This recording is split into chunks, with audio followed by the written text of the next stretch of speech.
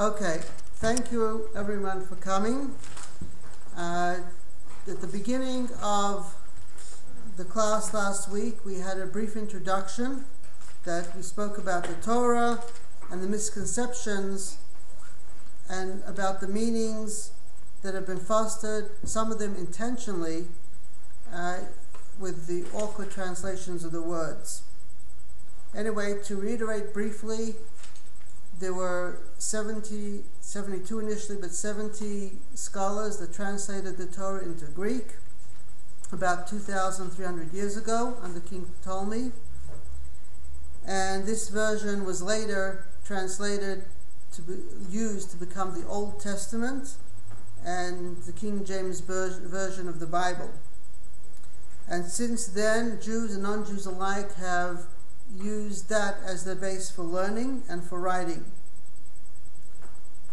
If anyone missed last week's, you're welcome to come speak to me after the lecture, and I can help you with it. Giving it to you will be on the internet. But for the purpose of this class, I'll just go briefly into it, over what we did, that we have compiled from all the commentaries the meaning of each word in Hebrew, Bereshis bara, what the word actually means, and it often comes out very different from the actual translation that people see it. Each Hebrew word has various different shapes and sounds, and all these things have meanings.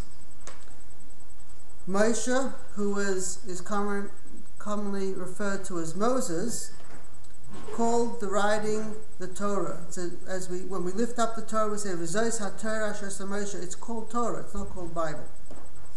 Torah means guidance. It's a written guidance for people.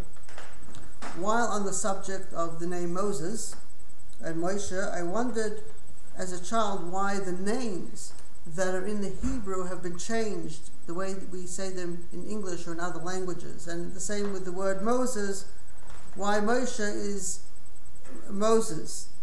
If you're translating something and you want to be accurate, it would make sense to transliterate a name the way you say it. Why do you have to change it?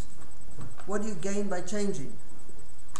Now, Moshe's name at birth was not actually Moshe. His name was Yukasiel. He was later on given a name because when Pharaoh's daughter took him out of the water, it says Mishisihu min hamayim, they called him Moshe because of something that happened.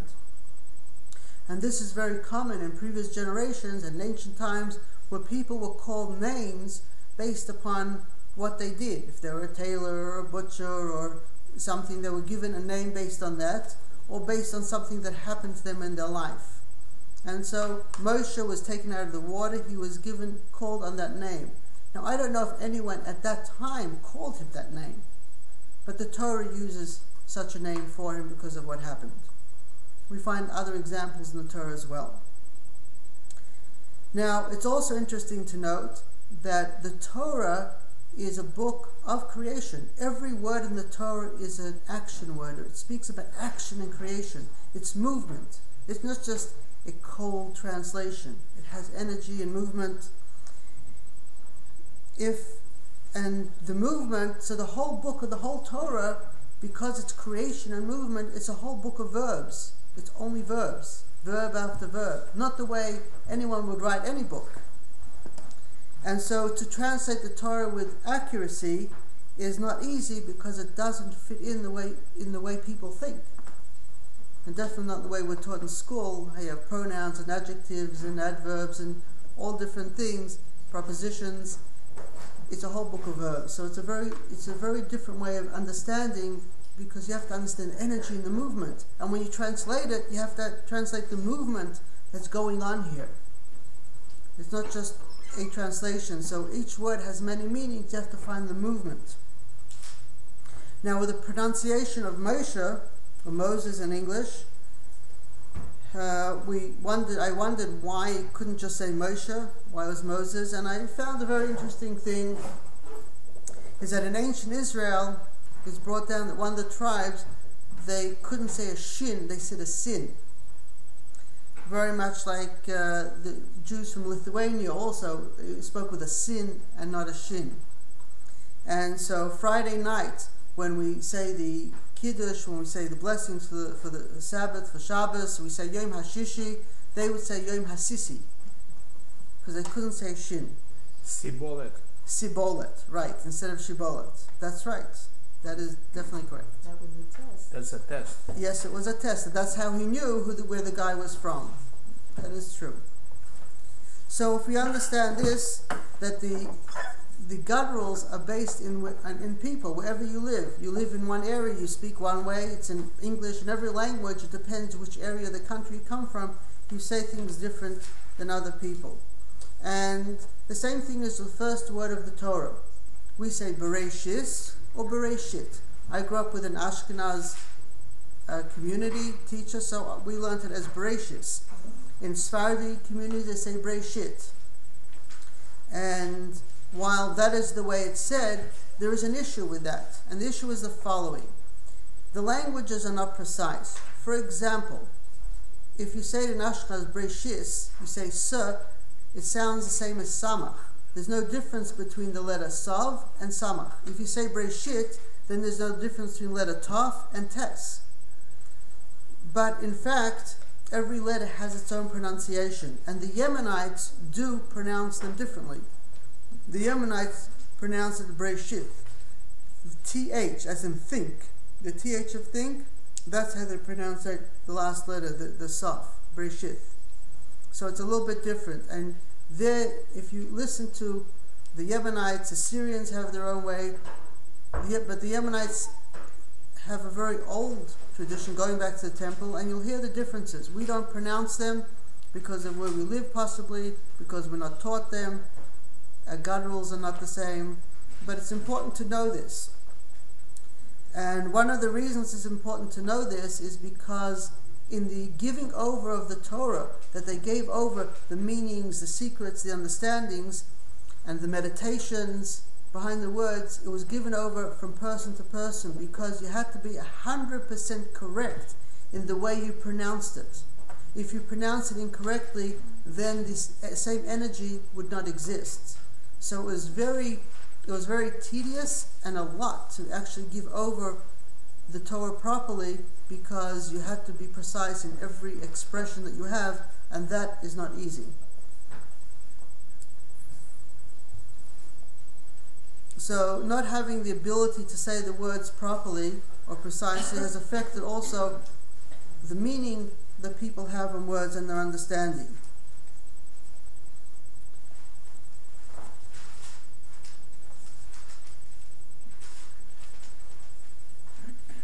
Now, another aspect of names, which I also found, is that people in modern Hebrew, which is different from biblical Hebrew, when people say a name, they say a name is a name. What does it mean? It doesn't mean much.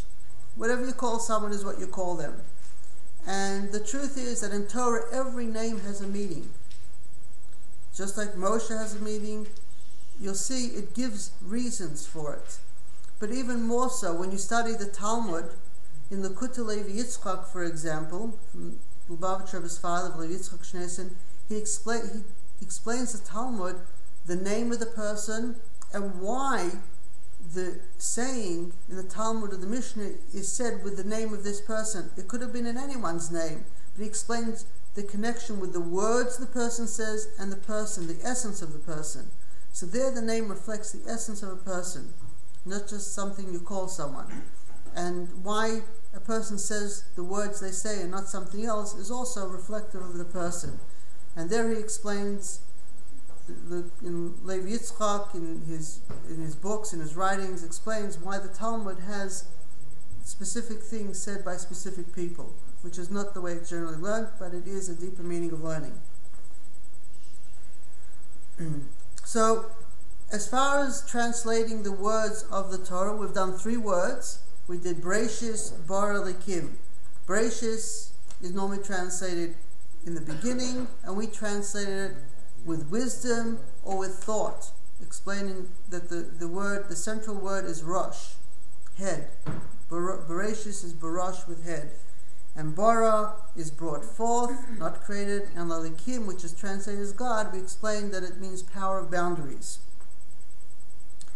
So I'll just add a little bit more to those explanations that we did last week, and then we will move forward in the verse. Does anyone have any questions or anything you want to say before we go on? Yes? What does Yakusio B'mayim mean? What? What does Yakusio B'mayim mean? You said that about when they put Moshe in the water. I didn't say Yakusio B'mayim. I said Mishisihu min hamayim, that they drew Moshe out of the water. Mishisihu. Yes, Yukasil was the name his parents gave him, but Mishisihu is what it says later when they took him out of the water. Okay? What's the difference between creating and bringing forth? What's the difference between creating and bringing forth? That's a good question. Creation is when you take something and you make something else. What happened here is there was nothing that existed before. So you couldn't take a substance and make a second substance. So something had to be brought forth in order to have a substance. Okay, so the first word of Bereshis, we find a very interesting thing. The first letter is a base. The last two letters are Yud Tov, which is bayis, house. The middle words is Rosh, head, which means it's a house was being formed or created as a house for the head. A house for wisdom, the wisdom of creation. There's wisdom of creation, wisdom of this world, which also reflects that there's other types of wisdom. This is not the only wisdom that exists. Hashem used a specific type of wisdom for this creation, which may be why nothing makes sense to people, because it's not the wisdom you're accustomed to. You have a different wisdom. So, Bayis Rosh Bereshis therefore has a meaning that it's a house for this type of wisdom. Now we can go to another element here, and that is that the Unclus, which we didn't discuss last week on Bereshis, translates the word as Bekadmin. Unclus is the Aramaic translation, which is accepted by everyone, and he explains Bekadmin. What does Bekadmin mean? Kadam Kadam is the east. You go to the east, but Kadmon also means what was before, what existed before, what came before. So what the Unclus is saying is Bekadmin, that the world, this was created or formed with something that existed beforehand. Kada means before. Now, what is before could refer to anything, including the wisdom of this existence. The difference between the word Bereshis and Bekadmin is discussed in Tiferes Lev Yitzchak on the Parshas Vayera, and it's based in the Zohar. And there, Reshis refers to wisdom. The word Reshis that we have in Chumash, Reshis refers to wisdom, as the Jerusalem translation translates it. And Kadmin, which the Unclus translates, refers to Keser, to a crown, to the level which is above the head. So when you talk about wisdom, you're talking about what's in the head. When you say Bekadmin, you're talking about something above the head, beyond your comprehension, and beyond the head. So it's also a level of wisdom, but not the wisdom in our head. You know, the word Rosh itself has more than one meaning. Like Rosh Hashanah. Now, is that the head of the year or the first of the year? Or Rosh Hashanah means the head of the year. Rosh, actually, when you say the head of a line, okay, it can mean the first of a line. When you say this is the first day of a year, it can mean the first of a year. But Rosh Hashanah actually means the head of the year, and Rosh Chodesh means the head of the month. So while it is the first day of the month, it means the head. And the reason it means head, not so much as first, is because it has different concepts. Rosh Chodesh besides being the first day of the month, has other ideas where it's a renewal time. It has things of wisdom, things that we analyze, we discuss what it means the first day. So it's the beginning of a new moon, so it's the same thing, a person should renew themselves. So it's not just about being a first day, it's about the lessons you learn from it, it's the insight, the growth that comes from it. It's not just about being first. And the same thing, Rosh Hashanah is not about being the first day of the year, but it's about the head of the year, contemplating about how to grow in your life, how to, the next year, how you'll be better, how you'll grow. So it's more than just being first. It's a thing of time of thinking, of thought, and analyzing, and wisdom, and deciding how to move forward. Yes. See, it's interesting because I remember going to yeshiva and learning Bereshis means in the beginning. Now, after hearing what you're saying and thinking about it, Bereshis couldn't mean. I mean, that's the wrong. Not only is it a bad it's the wrong translation. Because Bereshis, if it meant in the beginning, what beginning? God has no beginning. Exactly. So it's really very convoluted how these people translated these things. I mean, back then. I would agree, and that's why when you go back to the ancient translations, you find they don't translate as beginning. They translate it as wisdom or thought, which is what we discussed last week. And the reason the rabbis translated it as beginning and why people have accepted not just this but many words in that way is because we explained last week that the rabbis had a dilemma. They had to translate the Torah because the king told them you have to translate it, but according to Jewish law you're not allowed to write down the oral tradition, and by writing the translation they're writing the oral tradition down. So they decided to translate it in the furthest possible meaning of the words. So that way it will separate people from the actual energy and holiness of Torah, and therefore it would be okay. So they translated it in that form. But the Jews then kept learning it and accepted that as the common and easy or simple translation when it actually isn't. And you're right, a lot of it doesn't make sense, and that's why people have had problems with the Torah, whether they're turned off from it or they just question it, nothing ever makes sense, because it doesn't make sense the way it's translated, and people look for excuses and ways around it. But if you sit down with the words, you see they have a whole different dimension and meaning, and it opens up a different world. Now, the word for wisdom is chachma in Hebrew, not rosh. When you say you're doing with head, can be wisdom or thought, but what is chachma? Chachma is two words, kayach ma, the power of what? Meaning that we have no comprehension. Ultimate wisdom is that you don't know. You know that you don't know. So the wisdom here is the wisdom of the Creator, which we don't comprehend. And the reason it doesn't say the word chachma, wisdom here, it says head, is because besides wisdom there are other things, elements in the creation as well. Rashis, the word rashis actually incorporates wisdom and many other things as well, as we'll bring up and discuss some of the things. So some people actually don't translate the word.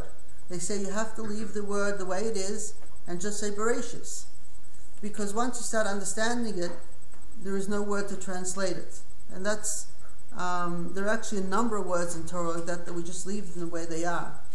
We analyze it, discuss it, and leave it, because how do you translate it? It has too many meanings. And when you translate it, it loses a lot of that meaning. But so the word Bereshis is an intermediary between Hashem, between the Creator and the creation. It includes the wisdom, the thought, everything that goes into here. It reflects that there's something beyond this existence. Now, Bereshis can be divided into two words which we mentioned the other week, bara and shis. The word bara is actually the second word in the Chumash. created or brought forth. So it has in it actually the first word, the first three letters, which is half of the first word, and the second word are the same letters, but they're written differently, they're pronounced differently. One is bere and one is bara, and those vowels, the vowels have a meaning in Hebrew, and it makes a difference in them, in the movement of what it is. Bere or bara. Bere is more open, is a certain defined thing. Bara is more settled, more defined in some way. So, but if you take the first word, divide it in half, bara shis. We mentioned last week about the word shis, that the word shis is around the bottom of the altar. It had the shittin. Their shittin or shis is the grating that had holes in it. So shis is a grating that has holes in it, which would therefore mean that the energy that came through like a grating. It like came through the holes. So it's not all the energy or power, just like rays and bits and pieces of power. But the word shis has a meaning, a cover or a veil, which means that what happened here came through, there was a covering or a veil. It's a veil, whatever's before it is veiled. And we find that meaning in Psalms chapter 73 and in Proverbs chapter 7. Now, additional meaning of that word, of shis, also means a pillar, or placed, or caused, did, a point, or thorn. And if you take the word, the same letters, it can be read as shasi or shati, which means to drink. Who God was giving to drink, I don't know.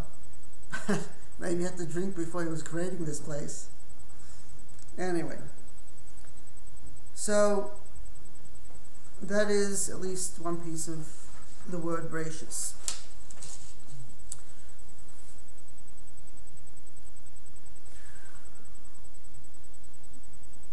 Now, in brought forth, which is borrow, the second word we translated as brought forth, borrow.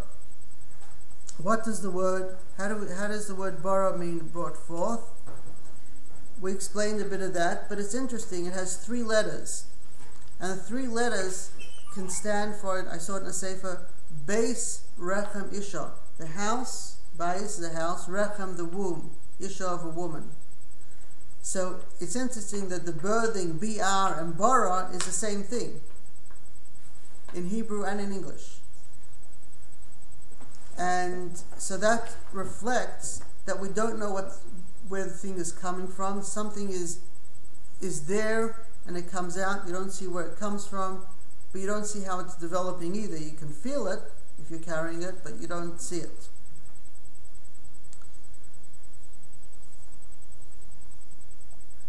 The word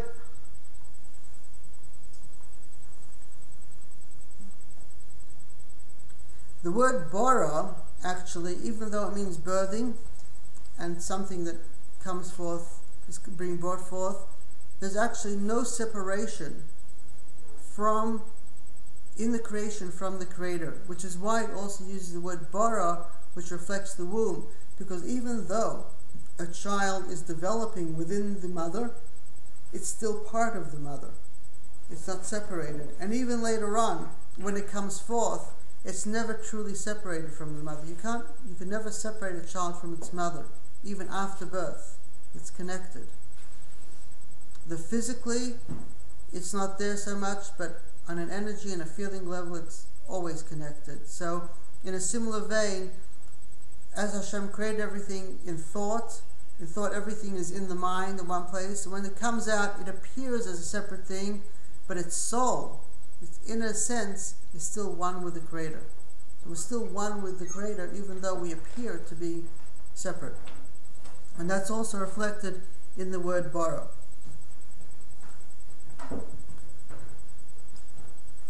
Now, additionally, the word borrow has two letters, base and resh, which are the only letters you pronounce. The third letter, the aleph, you don't pronounce.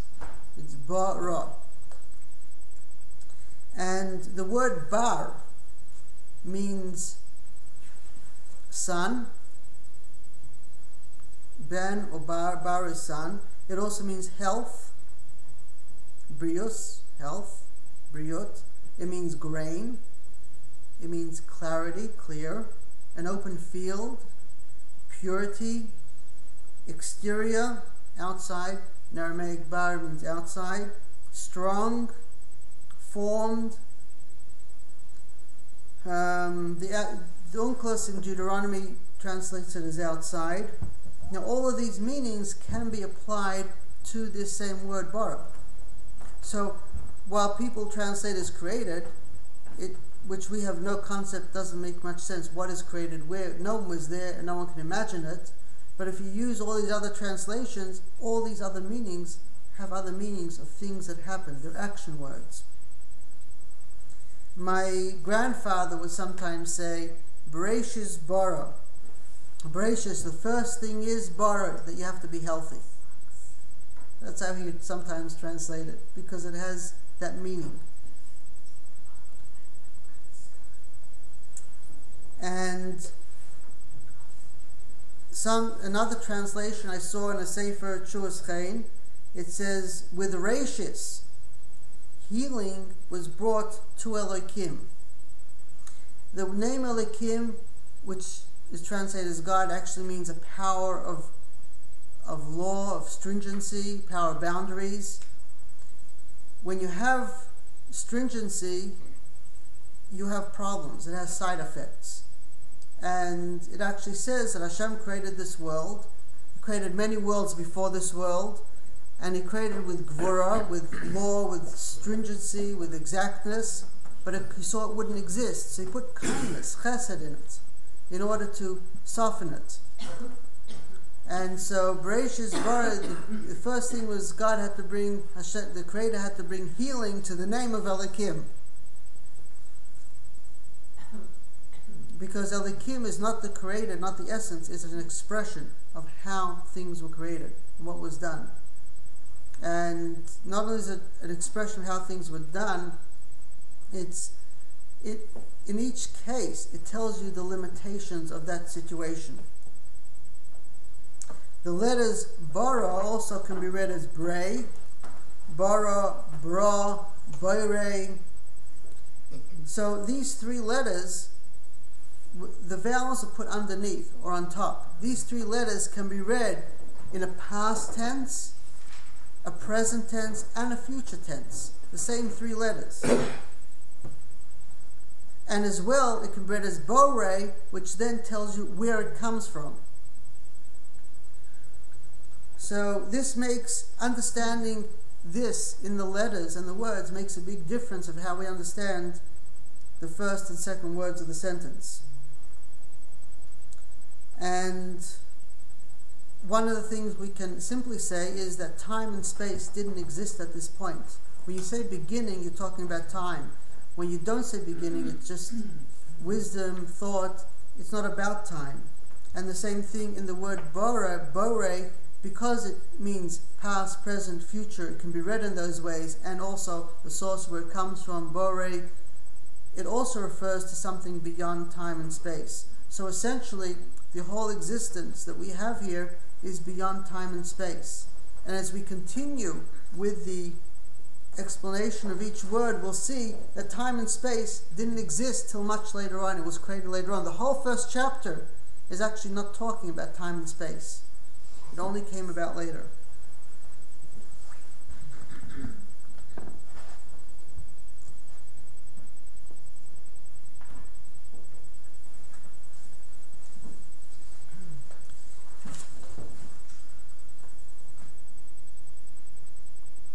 Now, in the name of Elohim, we explained how it means a power of boundaries. El means a power of boundaries.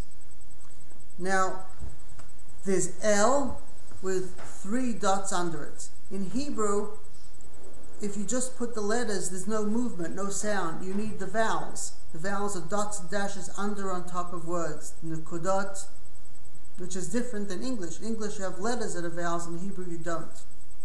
The vowels create the movement for each letter. And so under the word El, you can have El, 3 dots, which is a segel, or 2 dots, or one line. So it says Elokim is not El, but El is power. It says El. El means 2. What is El? El is 3. Segel, Sugula. What is a Sugula? An amulet. Something that helps people. Something that means it brings things closer to you. It brings balance closer, healing closer. It's something that's closer to a person. So 3 dots refers to something close to. So what? Segol. Yeah, Segol.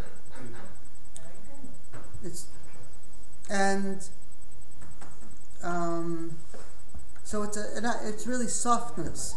Whereas 2 dots, one next to the other, which reflects more of a distance, it reflects more of a harshness.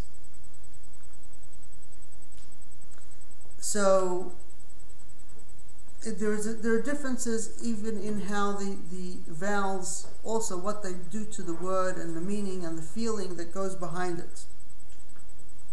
Also, yes. What is the 2 dots and what's the name for the 2 dots? Tseirei. Tseirei and 3 dots is Segel.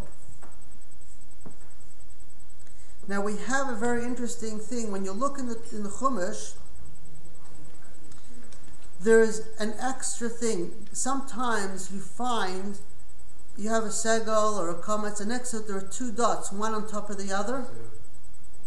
That would be chatav patach, a chatav kometz. It kind of splits the energy of the or the in half. It softens it. And so you have, when you say Elokim, it has 2 dots, one on top of the other, and then the segel. What that does, the segel is a closeness. But if you're a king or you're creating something, if you're too close to something, you get sucked into it and you can't keep boundaries properly. So the 2 dots, which is one on top of the other, keeps you distant, holds it back, so you don't get pulled into something and you retain the proper boundaries and borders that you have. Another way of reading Elokim is El Hayom, to the sea. What is the sea? We will explain later on more with the word Shamayim, which heaven, and what that Mayim is there. But the word Yam means sea. El Hayom, to the sea. That's another way of reading Elokim. All waters flow to the sea. The sea absorbs everything into it. And it's the ultimate destination of everything. In the same way, Elokim limits everything so that it can end up to be part of the sea of knowledge that encompasses everything. And therefore, Elokim also refers to an ability of discernment. What happens when you get a lot of knowledge and it's too much for you? You get too much information. You become discombobulated. You don't know what to do. You can't figure one thing from the other. So Elokim allows the information that you get from the Creator to be according to what you're able to accept and receive. So it's giving, but it's also holding back at the same time. It gives out a flow and it also limits flow. It does 2 things at the same time. It's opposite movements, but they're interrelated. And since we're talking on a level of thought, therefore there's no contradiction of holding back in the flow of what you hold back or what you give. Everything is just in the place it is. And therefore the word boundaries can be used in a limiting way and expansive way at the same time. In life, proper boundaries give us protection and freedom. It does both things. If you're totally free and have no boundaries, it's destruction. So real freedom does have boundaries and limitations, when and how to do everything and apply it. And so everything is interrelated. And so the word Elokim can also, I guess, be translated delineate. Delineates what should or what shouldn't be. So it seems that before this creation existed, there were no boundaries. Wisdom is a definition. If you use a word, you define something, that limits the thing to that definition. It's what you call it, and it's not something else, or whatever the meaning of that word is. So, wisdom is a definition, and so there existed some type of description at this point in creation. And the name Elohim is something that gives description. In other words, normally you say Yud Kei Vav Kei, the four-letter name, is higher than the name of Elohim.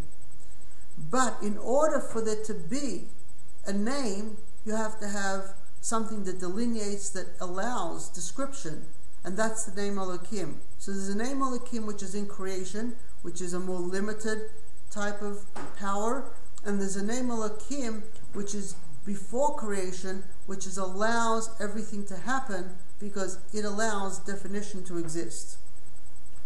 And that Elohim is a different frequency and vibration than the Elohim that most people normally say in a blessing or when they're davening. It's a different energy.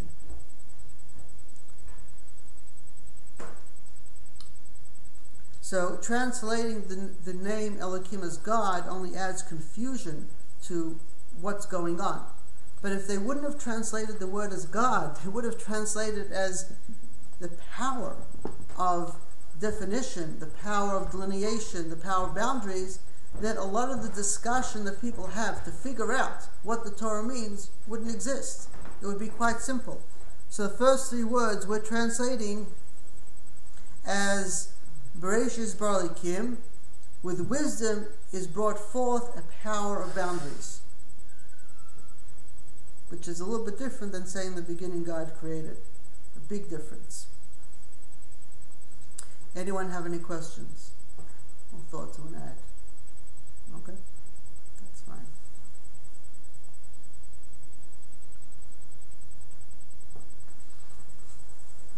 Where's the love? What? Where's the love? Where's the love? The love? The love is actually here. It's created with wisdom, but the purpose of creating with wisdom is not that it should just remain in the mind. It's not wisdom. There's wisdom of the heart too, not of the mind. And what Hashem gave us is it starts, Bereshis starts with a base, and the last letter of Torah is a lamed, which is lev. Hashem gave us the wisdom in our mind and in our heart, but we're the ones that have to bring the heart, express the heart, and bring out the heart and the love in everything. The Creator gave us what to do in it. The wisdom is there, and when we open our hearts, we connect to that wisdom, and we open our mind, we connect to the wisdom. So the proper way to connect with the wisdom, if you only connect with the mind, it's cold, and it can be very self-centered, and it's one-sided. It's not balanced. If you only connect with the heart, it's a beautiful thing, but it's also not balanced. There has to be a blend between the mind and the heart, that they work together. So the way a person does is you have to first do it within yourself. And the way you do it yourself is, I don't know how simple it is for people to do, but this is the way I did it. And if that helps, that's okay.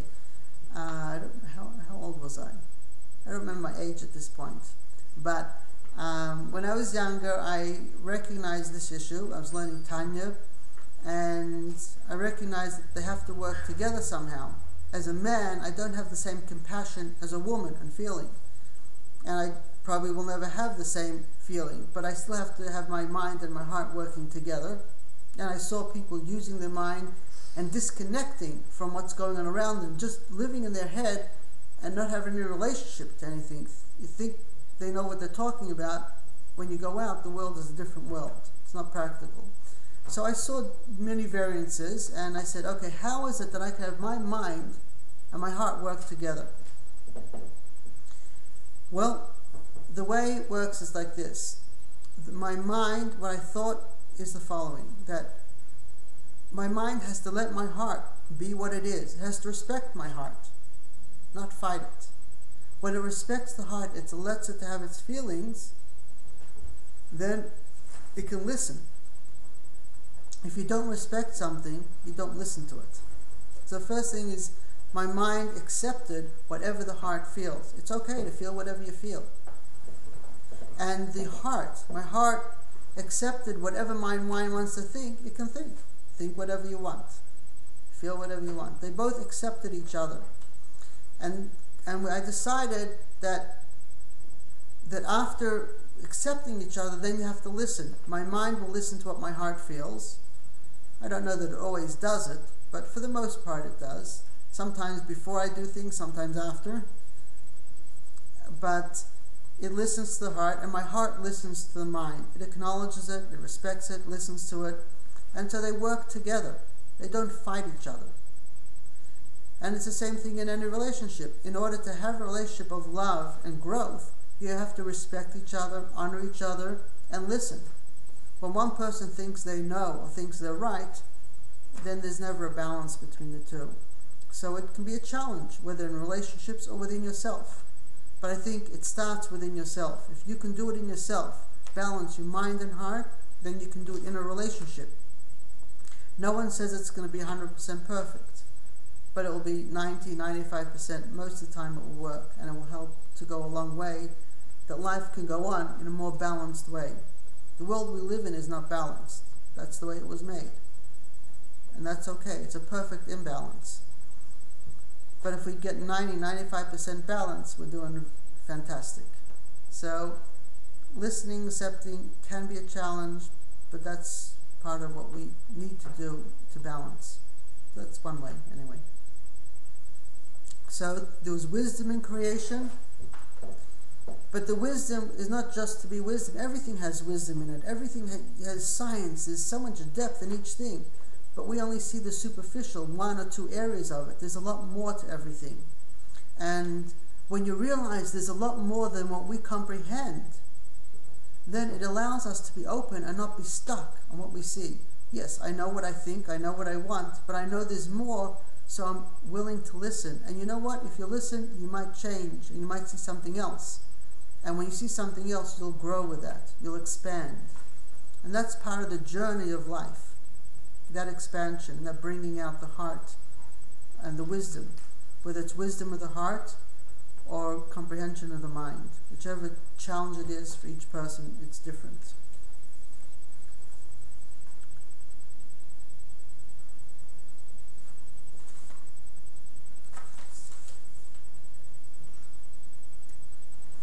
Okay, now I'm going to just add a few more comments on the Bereshis.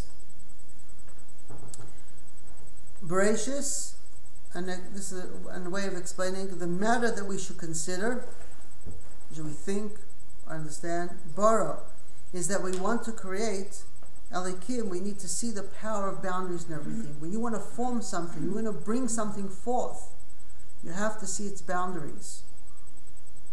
And that's why we always say the name Elokim. Why are we saying Elokim all the time? The same name. It's to remind us that there's a power source in everything, a source that defines and limits everything. And that's one of the things my grandfather taught me as a child. He said, Yossi, you don't understand something unless you know its limitations. When you know its limitations, then you know where it applies, where it doesn't apply. The same thing in life. There are foods, there are medications, there are many things. One has to know when to use it, when not to use it. How do you know? The first thing is you have to learn its limitations. You have to learn its ability and its limitations. And when you know its limitations, then you know when you should eat certain food, when you should take certain medication, when you should do certain things. If you don't know the limitations, you don't know when to do things properly in its time and place. Now, the book of Bereshis also starts with the letter Beis, which last week we discussed many aspects of Beis, and I just want to add another aspect to the word Beis, besides Bayis. The same word in Isaiah in chapter 5 and 17, the word Beis comes to the word Boso or Batos. The letter Yud, which represents Hashem, does not appear in the words. And that's why the word Beis, without the Yud, if you just pronounce it, you don't have God in it, it means desolate. And so, if you bring Hashem in, it fills up the world. It fills you up. It fills the world up. If you cannot bring the Creator in, you're always feeling desolate, alone. There's something missing of major importance. So with wisdom, everything was created. But Elokim is mentioned 32 times in this first chapter. Now, why is it mentioned 32 times? For the question you asked just before, where is the heart? In Hebrew, heart is numerically 32. So the reason it uses the same word 32 times, at least one reason, is to tell you that wisdom is not enough. You have to, when you express things and you do things, you have to have the heart. You can understand and you can know things, but when you act on things, when you do things, you have to do it with heart, not with cold logic. And the same thing with the Creator. You have to love the Creator with all your heart. When creating through your thought, through your speech or actions, it's important to create with your heart. And you see there are people that are just beautiful people. They often don't have wisdom, don't understand, but they do things with their heart, with heart. And it's beautiful. It doesn't matter if they do the wrong thing, the right thing, they're doing with heart, and it just feels so beautiful because it's a heart. And so it's the heart which we need to use in what we do. The numerical value of the name Elokim is 86. That's the same numerical value as the word Hateva, the nature. Which this reflects one idea that one way of connecting to the Creator is through nature. Not just, there's some that proclaim, that look at nature and say, wow, God created this, the Creator made this, this is beautiful. This tells us how loving the Creator is, because He created all this loving thing, all the animals, all the trees, all birds live together with love. It's just the human beings that came in and interfered a bit, but it's all beautiful. And so when we look at everything and see God, we see the Creator in everything, it opens our hearts and we can love the Creator that created us. Okay. Any questions?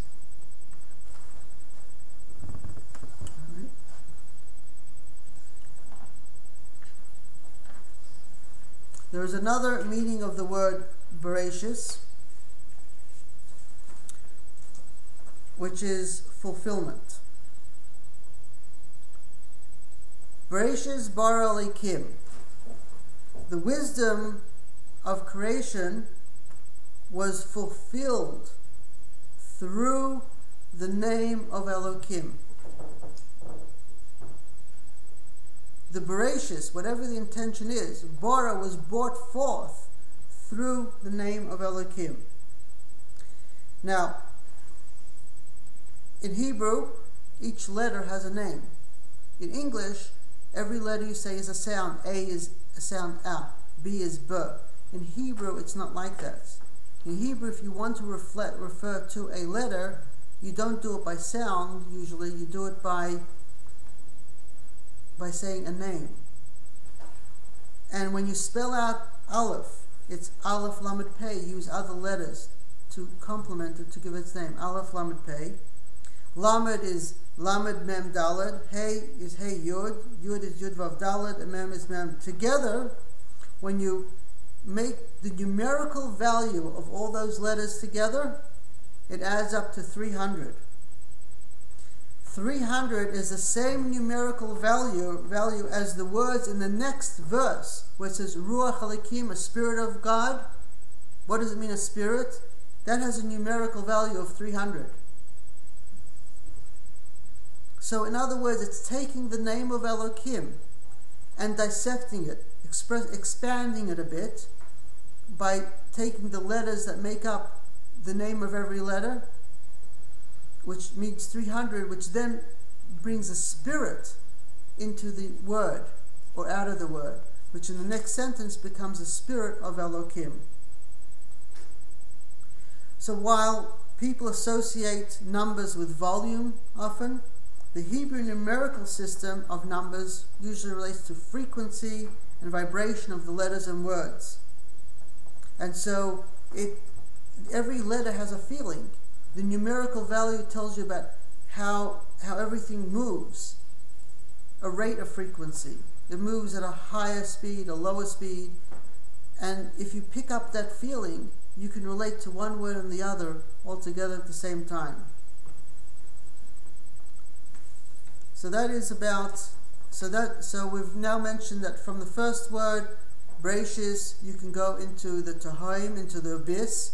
It relates to that word. There's energy that comes there. Also, Brish Eish, fire comes from that word. And from Elohim, you have the word Yam, sea, with the flow there. And also, you have now the Ruach Elohim. So when you come to the second verse, or further, and you want to know where things were created, where they come, they're already there in the first words in some way. They're alluded to there. There is one more thing. There's a lot more to say, but I won't go into everything. What is the verse that is equivalent to 300? V'ruach Elohim in the second sentence. V'ruach Elohim, a spirit of God, which we'll see how we translate it. Okay. I'll just mention another thing since we're talking about numerical value and relationships. The word Bereshis bara, the two words, have a numerical value of 1,116. And in this week's portion, we're reading Emor, Vayikra, and Leviticus, chapter 23, I think. Anyway, so there it says, when you harvest the land, then you should bring the first fruits, you should bring it to the Kohen. The first harvest you should bring to the Kohen. The word Ketziras Omer, cutting the Omer, Ketziras Omer is also 1,116. So there you have a relationship with this portion. Now, it also says, Reishis Ksirchem. The word Bereshis is also used by harvest. The Reishis, the first of what you harvest. So it's also used there. There's actually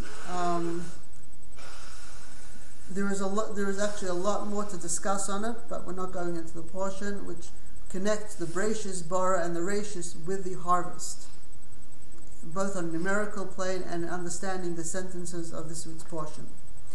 Anyway, does anyone have any questions?